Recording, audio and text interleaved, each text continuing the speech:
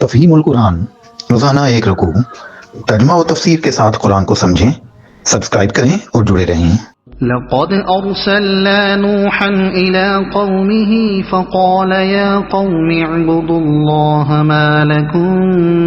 من إله غيره إني أخاف عليكم عذاب يوم عظيم۔ ہم نے نوح کو اس کی قوم کی طرف بھیجا، اس نے کہا اے برادران قوم، اللہ کی بندگی کرو، اس کے سوا تمہارا کوئی خدا نہیں ہے، میں تمہارے حق میں ایک ہولناک دن کے عذاب سے ڈرتا ہوں۔ ہم نے نوح کو اس کی قوم کی طرف بھیجا۔ اس تاریخی بیان کی ابتدا حضرت نوح علیہ السلام اور ان کی قوم سے کی گئی ہے، کیونکہ قرآن کی روح سے جس صالح نظام زندگی پر حضرت آدم علیہ السلام اپنی اولاد کو چھوڑ گئے تھے، اس میں سب سے پہلا بگاڑ حضرت نوح علیہ السلام کے دور میں رونما ہوا اور اس کی اصلاح کے لیے اللہ تعالیٰ نے ان کو مأمور فرمایا۔ قرآن کے اشارات اور بائبل کی تصریحات سے یہ بات متحقق ہو جاتی ہے کہ حضرت نوح علیہ السلام کی قوم اس سرزمین میں رہتی تھی جس کو آج ہم عراق کے نام سے جانتے ہیں۔ بابل کے آثار قدیمہ میں بائبل سے قدیم تر جو کتبات ملے ہیں ان سے بھی اس کی تصدیق ہوتی ہے۔ ان میں قریباً اسی قسم کا ایک قصہ مذکور ہے جس کا ذکر قرآن اور تورات میں بیان ہوا ہے، اور اس کی جائے وقوع موصل کے نواح میں بتائی گئی ہے۔ پھر جو روایات کردستان اور آرمینیا میں قدیم ترین زمانے سے نسلاً بعد نسلیں چلی آ رہی ہیں، ان سے بھی معلوم ہوتا ہے کہ طوفان کے بعد حضرت نوح علیہ السلام کی کشتی اسی علاقے میں کسی مقام پر ٹھہری تھی۔ موصل کے شمال میں جزیرہ ابن عمر کے آس پاس آرمینیا کی سرحد پر کوہ ارارات کے نواح میں نوح علیہ السلام کے مختلف آثار کی نشاندہی اب بھی کی جاتی ہے، اور شہر نخچیوان کے باشندوں میں آج تک مشہور ہے کہ اس شہر کی بنا حضرت نوح علیہ السلام نے ڈالی تھی۔ حضرت نوح علیہ السلام کے اس قصے سے ملتی جلتی روایات یونان، مصر، ہندوستان اور چین کے قدیم لٹریچر میں بھی ملتی ہیں، اور اس کے علاوہ برما، ملایا، جزائر شرق الہند، آسٹریلیا، نیو گنی اور امریکہ اور یورپ کے مختلف حصوں میں بھی ایسی ہی روایات قدیم زمانے سے چلی آ رہی ہیں۔ اس سے صاف ظاہر ہوتا ہے کہ یہ قصہ اس عہد سے تعلق رکھتا ہے جبکہ پوری نسل آدم کسی ایک ہی خطہ زمین میں رہتی تھی اور پھر وہاں سے نکل کر دنیا کے مختلف حصوں میں پھیلی۔ اسی وجہ سے تمام قومیں اپنی ابتدائی تاریخ میں ایک ہمگیر طوفان کی نشاندہی کرتی ہیں، اگرچہ مرور ایام سے اس کی حقیقی تفصیلات انہوں نے فراموش کر دیں، اور اصل واقعے پر ہر ایک نے اپنے اپنے تخیل کے مطابق افسانوں کا ایک بھاری خول چڑھا دیا۔ اللہ کی بندگی کرو، اس کے سوا تمہارا کوئی خدا نہیں ہے۔ یہاں اور دوسرے مقامات پر حضرت نوح علیہ السلام اور ان کی قوم کا جو حال قرآن مجید میں بیان کیا گیا ہے، اس سے یہ بات صاف ظاہر ہوتی ہے کہ یہ قوم نہ تو اللہ کے وجود کے منکر تھی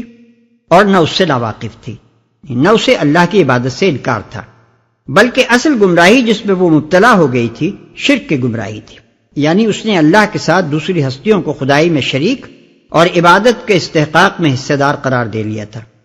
پھر اس بنیادی گمراہی سے بے شمار خرابیاں اس قوم میں رونما ہو گئیں۔ جو خود ساختہ معبود خدائی میں شریک ٹھہرا لیے گئے تھے، ان کی نمائندگی کرنے کے لیے قوم میں خاص طبقہ پیدا ہو گیا جو تمام مذہبی، سیاسی اور معاشی اقتدار کا مالک بن بیٹھا، اور اس نے انسانوں میں اونچ اور نیچ کی تقسیم پیدا کر دی، اجتماعی زندگی کو ظلم و فساد سے بھر دیا اور اخلاقی فسق و فجور سے انسانیت کی جڑیں کھوکھلی کر دی۔ حضرت نوح علیہ السلام نے اس حالت کو بدلنے کے لیے ایک زمانہ دراز تک انتہائی صبر و حکمت کے ساتھ کوشش کی، مگر عامت الناس کو ان لوگوں نے اپنے مکر کے جال میں ایسا پھانس رکھا تھا کہ اصلاح کی کوئی تدبیر کارگر نہ ہوئی۔ آخر کار حضرت نوح علیہ السلام نے خدا سے دعا کی کہ ان کافروں میں سے ایک کو بھی زمین پر زندہ نہ چھوڑ، کیونکہ اگر تو نے ان میں سے کسی کو بھی چھوڑ دیا تو یہ تیرے بندوں کو گمراہ کریں گے، اور ان کی نسل سے جو بھی پیدا ہوگا بدکار اور نمک حرام ہی پیدا ہوگا۔ تفصیل کے لیے ملاحظہ ہو سورہ ہود رکوع 3، سورہ شعراء رکوع 6 اور سورہ نوح مکمل۔ قال الملأ من قومه إنا لنراك في ضلال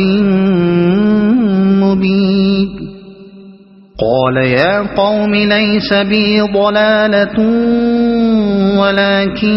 ولكني رسول من رب العالمين أبلغكم رسالات ربي وأنصح لكم وأعلم من الله ما لا تعلمون۔ اس کی قوم کے سرداروں نے جواب دیا، ہم کو تو یہ نظر آتا ہے کہ تم صریح گمراہی میں مبتلا ہو۔ نوح نے کہا، اے برادران قوم، میں کسی گمراہی میں نہیں پڑا ہوں، بلکہ میں رب العالمین کا رسول ہوں، تمہیں اپنے رب کے پیغامات پہنچاتا ہوں، تمہارا خیر خواہ ہوں، اور مجھے اللہ کی طرف سے وہ کچھ معلوم ہے جو تمہیں معلوم نہیں ہے۔ أَوَعَجِبْتُمْ أَن جَاءَكُمْ ذِكْرٌ مِّن رَّبِّكُمْ عَلَىٰ رَجُلٍ مِّنكُمْ لِيُنذِرَكُمْ وَلِتَتَّقُوا وَلَعَلَّكُمْ تُرْحَمُونَ۔ کیا تمہیں اس بات پر تعجب ہوا کہ تمہارے پاس خود تمہاری اپنی قوم کے ایک آدمی کے ذریعے سے تمہارے رب کی یاد دہانی آئی تاکہ تمہیں خبردار کرے اور تم غلط روی سے بچ جاؤ اور تم پر رحم کیا جائے؟ یہ معاملہ جو حضرت نوح علیہ السلام اور ان کی قوم کے درمیان پیش آیا تھا، بعینہ ہی ایسا ہی معاملہ مکہ میں محمد صلی اللہ علیہ وسلم اور آپ کی قوم کے درمیان پیش آ رہا تھا۔ جو پیغام حضرت نوح علیہ السلام کا تھا وہی حضرت محمد صلی اللہ علیہ وسلم کا تھا۔ جو شبہات اہل مکہ کے سردار حضرت محمد صلی اللہ علیہ وسلم کی رسالت میں ظاہر کرتے تھے، وہی شبہات ہزاروں سال پہلے سرداران قوم میں نوح نے حضرت نوح علیہ السلام کی رسالت پہ ظاہر کیے تھے۔ پھر ان کے جواب میں جو باتیں حضرت نوح علیہ السلام کہتے تھے، بعینہ ہی وہی باتیں محمد صلی اللہ علیہ وسلم بھی کہتے تھے۔ آگے چل کر دوسرے انبیاء علیہ السلام اور ان کی قوموں کے جو قصے مسلسل بیان ہو رہے ہیں، ان میں بھی یہی دکھایا گیا ہے کہ ہر نبی کی قوم کا رویہ اہل مکہ کے رویے سے اور ہر نبی کی تقریر محمد صلی اللہ علیہ وسلم کی تقریر سے ہو بہو مشابہ ہے۔ اس سے قرآن اپنے مخاطبوں کو یہ سمجھانا چاہتا ہے کہ انسان کی گمراہی ہر زمانے میں بنیادی طور پر ایک ہی طرح کی رہی ہے، اور خدا کے بھیجے ہوئے معلموں کی دعوت بھی ہر عہد اور ہر سرزمین میں یکساں رہی ہے، اور ٹھیک اسی طرح ان لوگوں کا انجام بھی ایک ہی جیسا ہوا ہے اور ہوگا جنہوں نے انبیاء کی دعوت سے منہ موڑا اور اپنی گمراہی پر اصرار کیا۔ فَكَذَّبُوهُ فَأَنجَيْنَاهُ وَالَّذِينَ مَعَهُ فِي الْفُلْكِ وَأَغْرَقْنَا الَّذِينَ كَذَّبُوا بِآيَاتِنَا إِنَّهُمْ كَانُوا قَوْمًا عَمِينَ۔ مگر انہوں نے اس کو جھٹلا دیا، آخر کار ہم نے اسے اور اس کے ساتھیوں کو ایک کشتی میں نجات دی اور ان لوگوں کو ڈبو دیا جنہوں نے ہماری آیات کو جھٹلایا تھا، یقیناً وہ اندھے لوگ تھے۔ ان لوگوں کو ڈبو دیا جنہوں نے ہماری آیات کو جھٹلایا تھا۔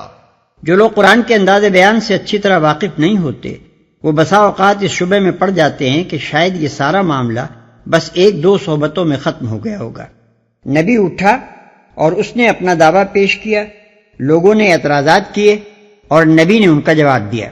لوگوں نے جھٹلایا اور اللہ نے عذاب بھیج دیا۔ حالانکہ فی الحقیقت جن واقعات کو یہاں سمیٹ کر چند سطروں میں بیان کر دیا گیا ہے وہ ایک نہایت طویل مدت میں پیش آئے تھے۔ قرآن کا یہ مخصوص طرز بیان ہے کہ وہ قصہ گوئی محض قصہ گوئی کی خاطر نہیں کرتا بلکہ سبق آموزی کے لیے کرتا ہے۔ اس لیے ہر جگہ تاریخی واقعات کے بیان میں وہ قصے کے صرف ان اہم اجزاء کو پیش کرتا ہے جو اس کے مقصد و مدعا سے کوئی تعلق رکھتے ہیں، باقی تمام تفصیلات کو نظر انداز کر دیتا ہے۔ پھر اگر کسی قصے کو مختلف مواقع پر مختلف اغراض کے لیے بیان کرتا ہے تو ہر جگہ مقصد کی مناسبت سے تفصیلات بھی مختلف طور پر پیش کرتا ہے۔ مثلا اسی قصہ نوح کو لیجئے، یہاں اس کے بیان کا مقصد یہ بتانا ہے کہ پیغمبر کی دعوت کو جھٹلانے کا کیا انجام ہوتا ہے، لہذا اس مقام پر یہ ظاہر کرنے کی ضرورت نہیں تھی کہ پیغمبر کتنی طویل مدت تک اپنی قوم کو دعوت دیتا رہا،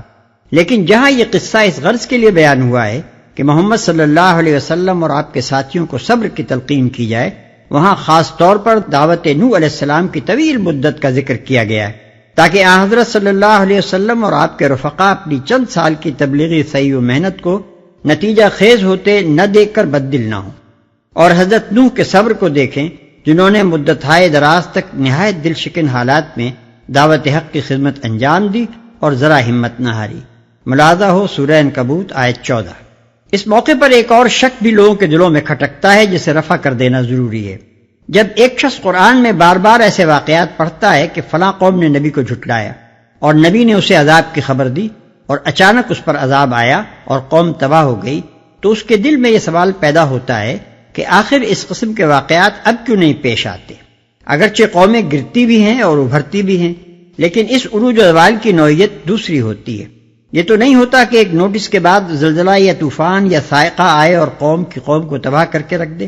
اس کا جواب یہ ہے کہ فی الحقیقت اخلاقی اور قانونی اعتبار سے اس قوم کا معاملہ جو کسی نبی کی براہ راست مخاطب ہو، دوسری تمام قوموں کے معاملے سے بالکل مختلف ہوتا ہے۔ جس قوم میں نبی پیدا ہوا ہو اور وہ بلا واسطہ اس کو خود اسی کی زبان میں خدا کا پیغام پہنچائے اور اپنی شخصیت کے اندر اپنی صداقت کا زندہ نمونہ اس کے سامنے پیش کر دے، اس پر خدا کی حجت پوری ہو جاتی ہے، اس کے لیے معذرت کی کوئی گنجائش باقی نہیں رہتی، اور خدا کے فرستادہ کو دو بدو جھٹلا دینے کے بعد وہ اس کی مستحق ہو جاتی ہے کہ اس کا فیصلہ برسر موقع چکا دیا جائے۔ یہ نوعیت معاملہ ان قوموں کے معاملے سے بنیادی طور پر مختلف ہے جن کے پاس خدا کا پیغام براہ راست نہ آیا ہو بلکہ مختلف واسطوں سے پہنچا ہو۔ پس اگر اب اس طرح کے واقعات پیش نہیں آتے جیسے انبیاء علیہ السلام کے زمانے میں پیش آئے ہیں تو اس میں تعجب کی کوئی بات نہیں، اس لیے کہ محمد صلی اللہ علیہ وسلم کے بعد نبوت کا سلسلہ بند ہو چکا ہے۔ البتہ تعجب کے قابل کوئی بات ہو سکتی تھی تو یہ کہ اب بھی کسی قوم پر اسی شان کا عذاب آتا جیسا انبیاء کو دو بدو جھٹلانے والی قوموں پر آتا تھا، مگر اس کے یہ معنی بھی نہیں ہے کہ اب ان قوموں پر عذاب آنے بند ہو گئے ہیں جو خدا سے برگشتہ اور فکری و اخلاقی گمراہیوں میں سرگشتہ ہیں۔ حقیقت یہ ہے کہ اب بھی ایسی تمام قوموں پر عذاب آتے رہتے ہیں، چھوٹے چھوٹے تنبیہی عذاب بھی اور بڑے بڑے فیصلہ کن عذاب بھی، لیکن کوئی نہیں جو انبیاء علیہ السلام اور کتب آسمانی کی طرح ان عذابوں کے اخلاقی معنی کی طرف انسانوں کو توجہ دلائے، بلکہ اس کے برعکس ظاہر بین سائنسدانوں اور حقیقت سے ناواقف مورخین و فلاسفہ کا ایک کثیر گروہ نوع انسانی پر مسلط ہے جو اس قسم کے تمام واقعات کی توجیہ طبیعیاتی قوانین یا تاریخی اسباب سے کر کے اس کو بھلاوے میں ڈالتا رہتا ہے، اور اسے کبھی یہ سمجھنے کا موقع نہیں دیتا کہ اوپر کوئی خدا بھی موجود ہے